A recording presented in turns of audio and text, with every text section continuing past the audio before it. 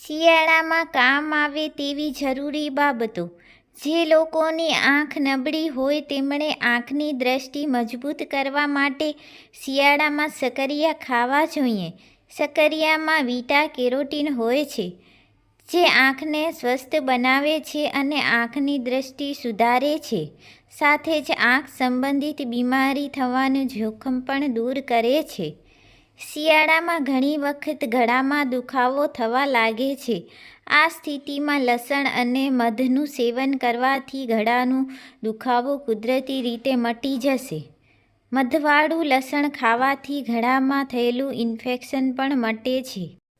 નાસ્તામાં ફણગાવેલા મગ ખાવાથી ત્વચા સ્વસ્થ રહે છે અને તેનાથી વાળને પણ લાભ થાય છે. ફણગાવેલા મગ ખાવાથી ત્વચા પર થતી ઉંમરની અસર ઘટી જાય છે. લીલા વટાણા પોટેશિયમથી ભરપૂર હોય છે. જો રોજ તમે લીલા વટાણા કાચા ખાઓ છો તો તેનાથી હૃદયનું સ્વાસ્થ્ય સારું રહે છે. તેનાથી બ્લડ પ્રેશર કંટ્રોલમાં રહે છે અને હાર્ટ ફેલિયરનું જોખમ પણ ઘટી જાય છે. જો તમે સાંધાના દુખાવાની તકલીફ હોય તો બદામનું તેલ તમારા માટે ખૂબ જ સારું સાબિત થશે. તેનાથી હાડકાં મજબૂત થશે અને સાંધાના દુખાવા પર પણ ધીરે ધીરે ઓછા થઈ જશે. આળસ દૂર કરો. ઠંડીના દિવસોમાં વ્યક્તિ આળસુ બની જાય છે અને આરામ કરવાનું પસંદ કરવા લાગે છે. આવી સ્થિતિમાં તમારે કફ અને કફની સમસ્યાનો સામનો કરવો પડી શકે છે. તેથી ઠંડીના દિવસોમાં આળસથી બચો. તેલની માલિશ કરવી જરૂરી. ઠંડીના દિવસોમાં શરીર પર તેલની માલિશ કરવી ખૂબ જ જરૂરી છે. સવારે સ્નાન કરતાં પહેલાં તલ અથવા સરસવના તેલનો ઉપયોગ કરીને બોડી મસાજ કરવી જોઈએ. સૂર્યપ્રકાશ લેવો પણ જરૂરી. ઠંડીના દિવસોમાં સૂર્યપ્રકાશ લેવો પણ આયુર્વેદિકમાં ખૂબ જ મહત્વપૂર્ણ માનવામાં આવે છે. તેલથી માલિશ કર્યા પછી સૂર્યપ્રકાશમાં 5 થી 10 મિનિટ સુધી બેસીને સ્નાન કરવું જોઈએ. ખોરાકમાં ગરમ મસાલાનો ઉપયોગ. આયુર્વેદમાં ઠંડીના દિવસોમાં શરીરને ગરમ રાખવાના ઉપાયો આપવામાં આવ્યા છે, જેનો સૌથી સરળ ઉપયોગ ખોરાકમાં આદુ, કાળા મરી અને લવિંગ જેવી વસ્તુઓનો ઉપયોગ કરવો છે, જે શરીરને ગરમ રાખવામાં મદદ કરે છે. ગરમી મળશે. ભાત ખાવા માટે પણ નિયમો બનાવવા જોઈએ. ઠંડીના દિવસોમાં ભાત ખાવાથી કફ વધે છે. આવી સ્થિતિમાં ભાત ખાવાનું ટાળવું જોઈએ. જો તમારે ભાત ખાવા હોય તો તમે તેને દિવસ દરમિયાન ખાઈ શકો છો, પરંતુ જો તમારે તેને રાત્રે ખાવા હોય તો ગરમ મસાલા જેવા કે આદુ, કાળા મરી, લવિંગ, તજ અને તમાલપત્રનો ઉપયોગ કરો. ગરમ પાણીમાં લીંબુનો રસ ભેળવીને પીવાથી શરીરને પૂરતા પ્રમાણમાં વિટામિન સી મળે છે તેમજ ઇમ્યુનિટી સિસ્ટમ જળવાઈ રહે છે.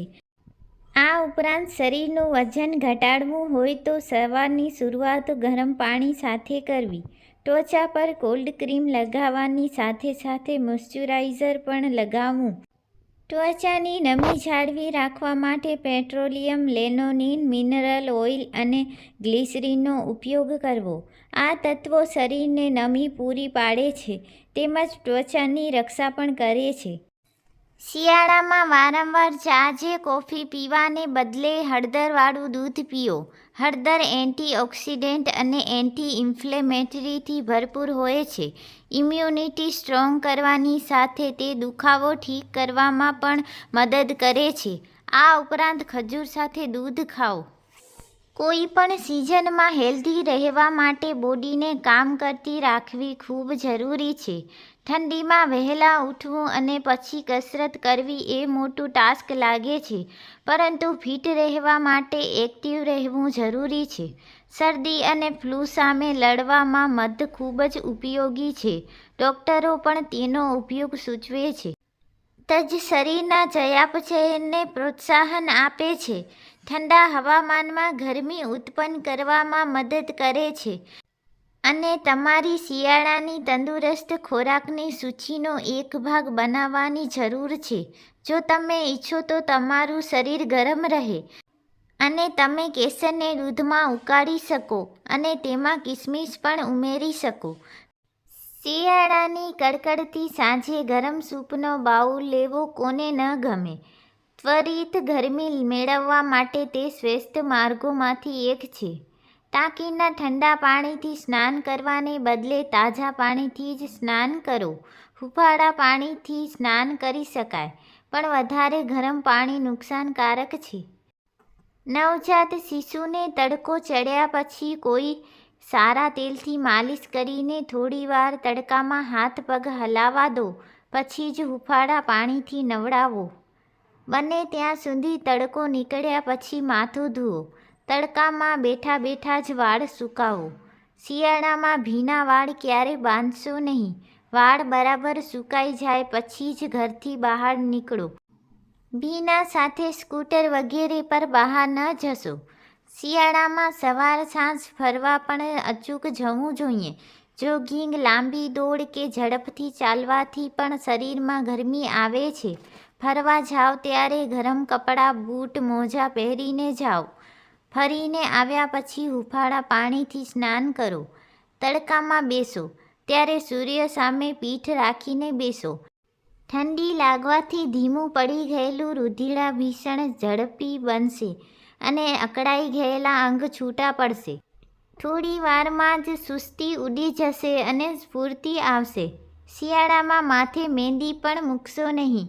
ગુણની રીતે મહેંદી ઠંડી છે, એટલે તેનાથી શરદી, સળેખમ કે તાવ આવી શકે છે. મહેંદી લગાવવી જ હોય તો ગરમ કરીને લગાવો અને તડકામાં બેસી રહો. તે સુકાઈ જાય એટલે હૂંફાળા પાણીથી માથું ધોઈ નાખો.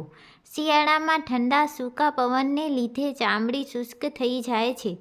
ચામડીને કોમળ રાખવા માટે શિયાળામાં સાબુનો ઉપયોગ ઓછો કરો. ચહેરો ક્લિન્ઝિંગ મિલ્કથી સાફ કરો. અગાઉથી ભરી રાખેલું પાણી ઠંડુ હોય છે, તેથી સવારે તાજું ભરેલું અને બને તો સહેજ ગરમ કરેલું પાણી જ લેવું. ગળામાં ચચરાટી થતી હોય તો હૂંફાળા પાણીમાં મીઠું નાખી સૂતા પહેલાં એ પાણીથી કોગળા કરો. ઠંડીથી બચવાનો સૌથી સરળ ઉપાય છે ઉકાળો પીવો. પાણીમાં ખાંડેલી વરિયાળી, એલચા, લવિંગ, મરી અને આદુ કે સૂંઠ સરખા ભાગે નાખીને અડધું રહે ત્યાં સુધી ઉકાળો. પછી ગાળી લઈને ઉકાળો તૈયાર કરો. આ ઉકાળો પીવાથી શરદી, સળેખમ, ઉધરસ વગેરે તમારાથી કેટલાય જોજર દૂર રહે છે.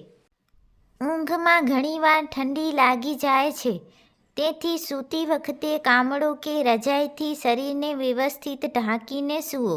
બાળકોને પણ બરાબર ઢબૂરીને સૂવડાવો. સૂતી વખતે હાથ પગના મોજા કાઢી નાખવા જોઈએ.